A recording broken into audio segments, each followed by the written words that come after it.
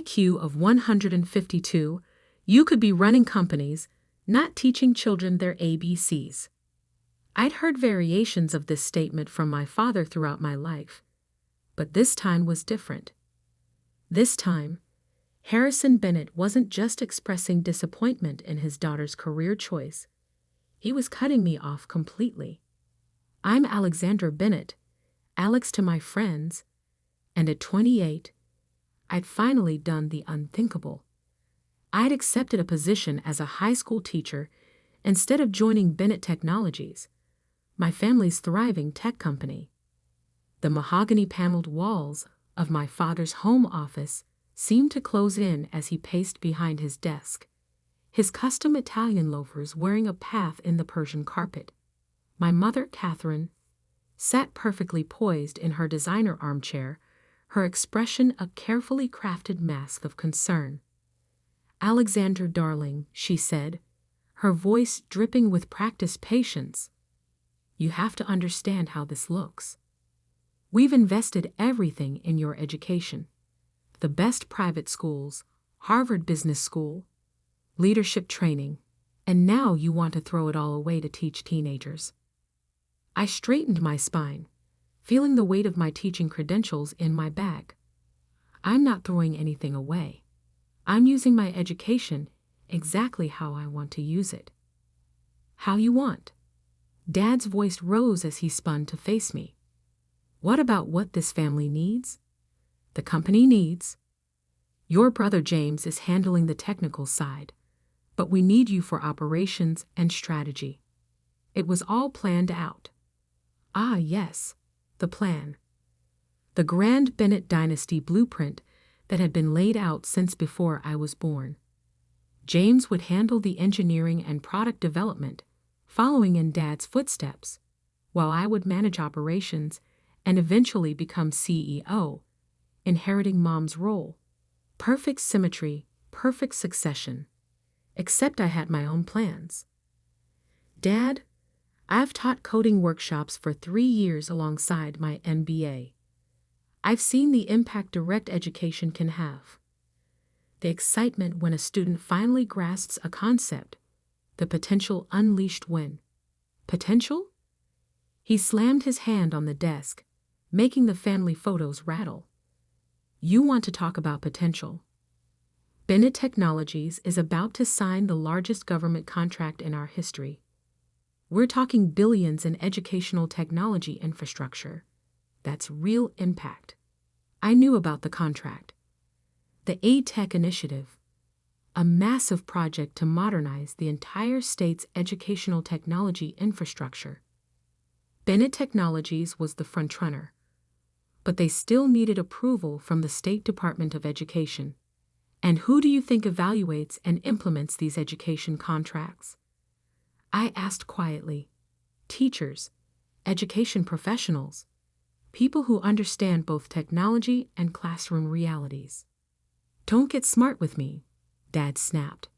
If you want to understand how technology works in education, you do it from the corporate side, not by grading papers and chaperoning proms.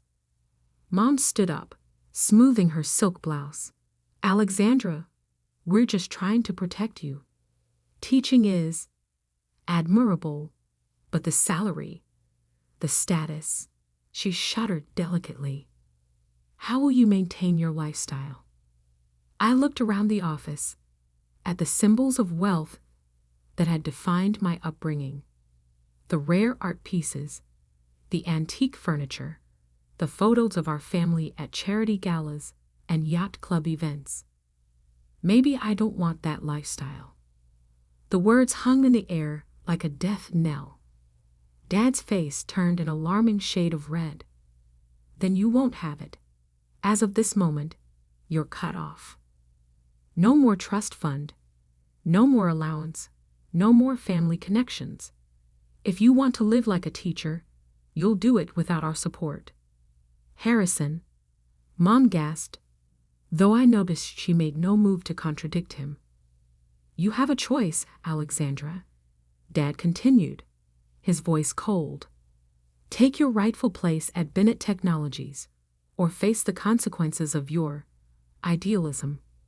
I stood up, surprising myself with how steady my legs felt. I've already made my choice. I start at Franklin High School next month. Then I suggest you start learning to live on a teacher's salary immediately. He turned his back to me. A clear dismissal. Madeline will show you out. Mom gave me one last pleading look but remained silent as I walked out of the office. The housekeeper, Madeline, was waiting in the hallway, my coat already in her hands. She'd worked for our family for 20 years, had practically raised me while my parents built their empire. "Miss Alexandra," she whispered, slipping something into my pocket as she helped me with my coat. "You'll always have friends here." Outside, the autumn air was crisp as I walked to my car, a modest Prius I'd bought myself, much to my parents' horror. Inside my pocket, I found a folded envelope containing $2,000 in cash and a note in Madeline's careful handwriting. "For emergencies. Proud of you." I drove home to my new apartment, also modest, also self-funded, fighting back tears. Not of sadness, but of determination. My parents thought teaching was beneath me, a waste of potential. They had no idea that I was about to have more influence over their precious contract than they could imagine. Because what my family didn't know was that I hadn't just accepted any teaching position. Through my work with coding workshops and educational outreach, I had caught the attention of some very important people in the state's education department. People who were looking for someone with both educational experience and a deep understanding of technology infrastructure. My position at Franklin High was only part of my new role. The other part, the part I couldn't tell my parents about due to confidentiality agreements, was as special advisory chair to the State Education Technology Implementation Committee.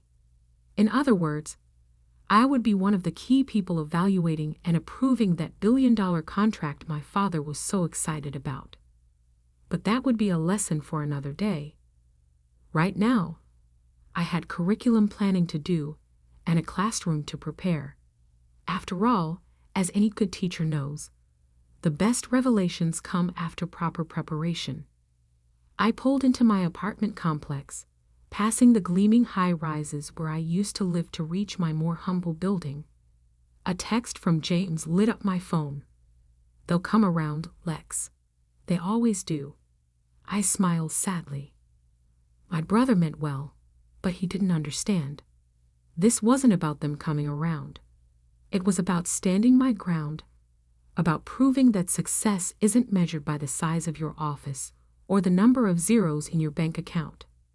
Sometimes the most important lessons are the ones that hurt the most to teach, and I was about to give my parents an education they'd never forget. The first month of teaching at Franklin High School taught me more about leadership than any Harvard Business School course ever did. Standing in front of 30 teenagers, trying to make computer science both accessible and engaging, required skills that couldn't be learned from textbooks or board meetings. Miss Bennett, Maria Rodriguez, one of my brightest students, raised her hand during our coding workshop. Why do schools always get stuck with outdated technology? My cousin's private school has all the latest equipment, but here we're working with computers older than we are. The question hit close to home. The very contract my father was pursuing was meant to address this disparity, but I knew Bennett Technologies' proposal focused more on profit margins than educational equity. "That's actually a complex issue," I began, seeing an opportunity for a real-world lesson. Who here knows anything about educational technology procurement? Blank faces stared back at me. Okay, let's break it down. When schools need technology, they have to go through a whole process. I started sketching on the whiteboard, creating a flowchart of the procurement process. By the end of class, my students understood more about educational infrastructure than most corporate executives I knew. After school, I headed to my other office, a sleek space in the State Education Department building downtown. As Special Advisory Chair, I had the responsibility of reviewing all major technology implementation proposals for the state's schools. "Alex, you need to see this," Sarah Martinez, my deputy, said it as I walked in. She handed me a thick folder with the Bennett Technologies logo emblazoned on it. Their final proposal just came in. I spent the next 3 hours reviewing the document, my heart sinking with each page. The technology was cutting edge, yes, but the implementation plan was clearly designed to maximize profit rather than educational impact.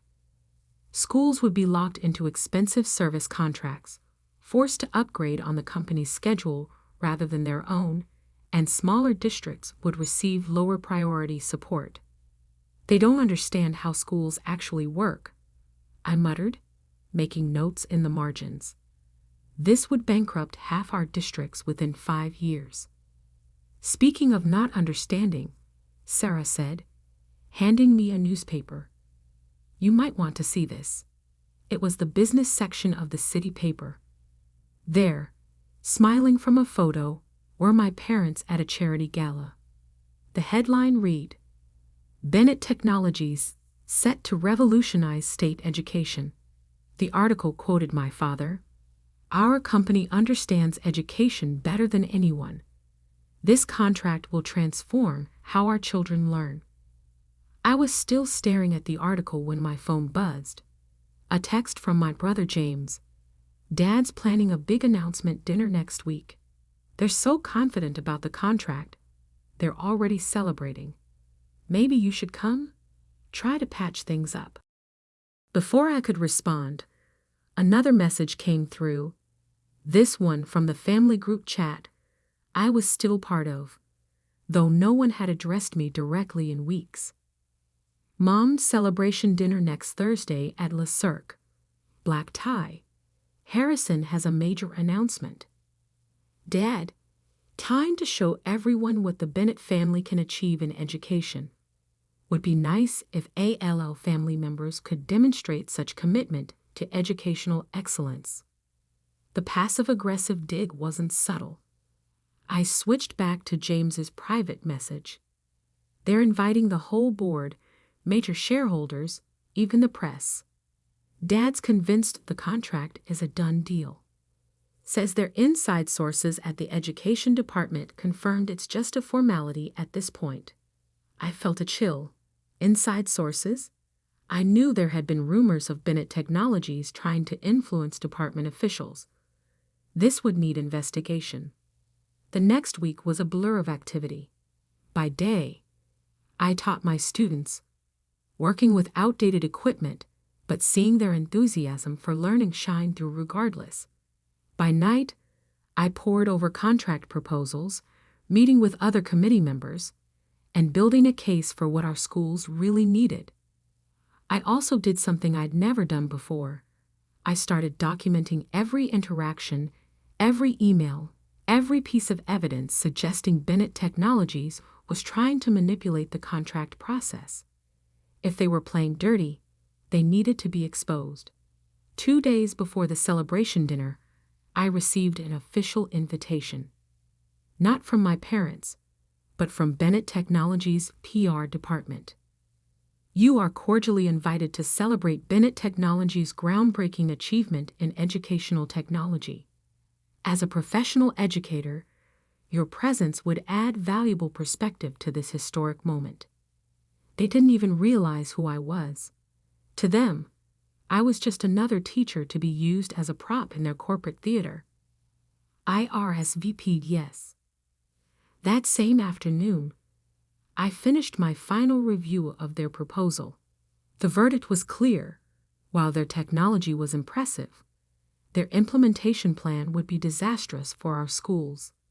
The contract couldn't be approved as written. I also finished compiling my evidence of their attempted contract manipulation. The file was damning.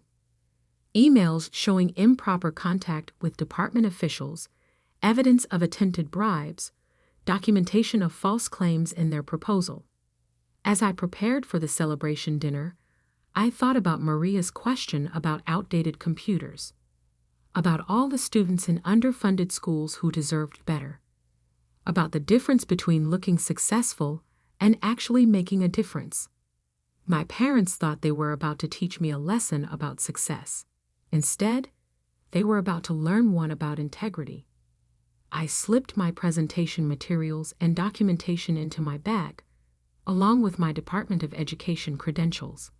Tomorrow night, at their own celebration dinner, they would finally understand exactly what just a teacher could do.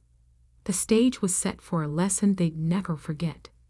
And this time, I would be the one doing the teaching. Lee Sirk's private dining room sparkled with crystal and success. The city's business elite mingled over champagne, celebrating a victory not yet officially won. My father stood at the center of it all, holding court like a king in his empire. I arrived exactly on time, wearing a simple black dress that would have made my mother wince if she recognized me at all. For the first 20 minutes, I moved through the crowd unnoticed, just another teacher invited for show. Ladies and gentlemen, my father's voice boomed across the room. Thank you all for coming tonight. We're here to celebrate not just a contract, but a vision. Bennett Technologies is about to revolutionize education across our state. Applause rippled through the room. I watched my mother beam with pride, my brother James shift uncomfortably. He'd always been more honest than our parents. And the board members nod in self-satisfaction. In just a few days, Dad continued, we'll be signing the largest educational technology contract in state history. Our inside sources tell us it's a done deal. More applause. And to demonstrate our commitment to educators, we've invited several teachers to join us tonight. These are the people who will be using our technology, shaping young minds. His voice trailed off as he finally spotted me in the crowd. The color drained from his face. Alexandra? Hello, Dad, I said, loud enough for everyone to hear. Don't let me interrupt. You were saying something about inside sources and done deals. Mom's champagne glass nearly slipped from her fingers. James took a step forward, then thought better of it. What are you doing here?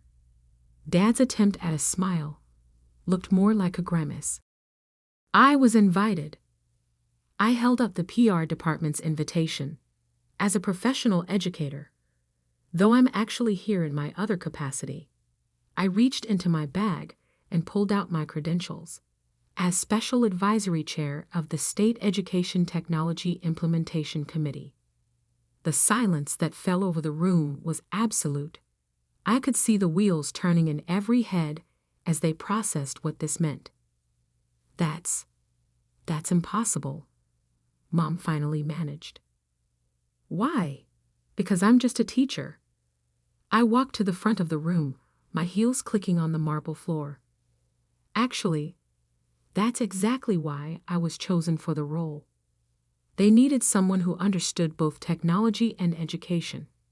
Someone who could evaluate proposals based on real classroom needs, not just profit margins. Dad's face had moved from white to red. Now see here. No, Dad. You see here. I pulled out my laptop and connected it to the room's display system. Let me share some findings from our proposal review. The next 10 minutes were brutal. I methodically took apart Bennett Technologies' implementation plan, showing how it would devastate school budgets, highlighting the predatory service contracts, demonstrating the impact on smaller districts. And then there's the matter of these emails. New documents filled the screen. Communications between Bennett Technologies and department officials, attempted bribes, false claims in official submissions. Would anyone like to explain these? The board members were now staring at my father with horror. Corporate lawyers in the crowd were already reaching for their phones. "You can't do this," Dad spluttered. "We're your family." "Yes, we are." Which makes this even more disappointing. I turned to address the whole room. The contract proposal, as written, has been rejected. However, the committee has prepared a conditional approval framework that got everyone's attention. Bennett Technologies can resubmit a revised proposal that meets the following criteria: fair pricing structures for all districts, flexible implementation timelines, reduced service contract terms, and most importantly, a requirement that 30% of the contract value be reinvested in teacher training and support programs. That would cut our profit margins in half. Someone from the financial department protested. Yes, I agreed. It would bring them in line with ethical business practices for educational contracts. You have 48 hours to decide if you want to resubmit under these terms, or we move to the next qualified bidder. The room erupted in chaos. Board members huddled in corners. Lawyers whispered urgently to executives. And my parents just stared at me like they'd never seen me before. All this time, Mom said softly, "You were doing exactly what you taught me," I finished for her. "Making an impact on education, just not the way you planned." James approached, a hint of a smile on his face. "You know what this means. If we accept these terms, you'll be overseeing our company's largest contract." "No," I corrected him. "I'll be ensuring that students like Maria Rodriguez get the educational tools they deserve, regardless of which company provides them." The next few weeks were intense. Bennett Technologies ultimately accepted the committee's terms. They really didn't have a choice once their ethical violations came to light. The revised contract was actually better for everyone. Schools got fair terms, teachers got support, and the company maintained its market position, just with more reasonable profits. My parents? That took longer to resolve. Dad showed up at Franklin High 3 weeks after the dinner. I was teaching my coding class when he appeared in the doorway. "Miss Bennett," Maria called out, "isn't that your dad? The tech company guy?" "Yes," I said, watching him take in the classroom, the engaged students, the work we were doing with limited resources. "He's here to learn." "Alexandra," he said when class ended, I was wrong. About teaching, about you, about a lot of things." "I know," I replied. "That's why I had to teach you differently." We didn't hug it out. Things weren't that simple. But over time, something interesting happened. My father started showing up at school board meetings. My mother began advocating for educational causes. They didn't fully understand my choices, but they started respecting them. The trust fund remained cut off, but I didn't care. My teacher's salary, supplemented by my department role, was enough. I had something better than wealth. I had purpose. A year later, I received a letter from Maria Rodriguez. She'd been accepted to MIT on a full scholarship. Her application bolstered by the coding projects she'd completed in my class, using the new technology her school could finally afford. I pinned her acceptance letter next to my Harvard Business School diploma, 2 different kinds of success, both equally valuable. Sometimes the best lessons are the ones we never planned to teach. My parents thought they were punishing me by cutting me off from their world of wealth and corporate power. Instead, they freed me to build something more meaningful, a bridge between that world and the one where real education happens, one student at a time. As for being just a teacher, well, sometimes the most powerful person in the room isn't the one making the loudest noise. Sometimes it's the one with the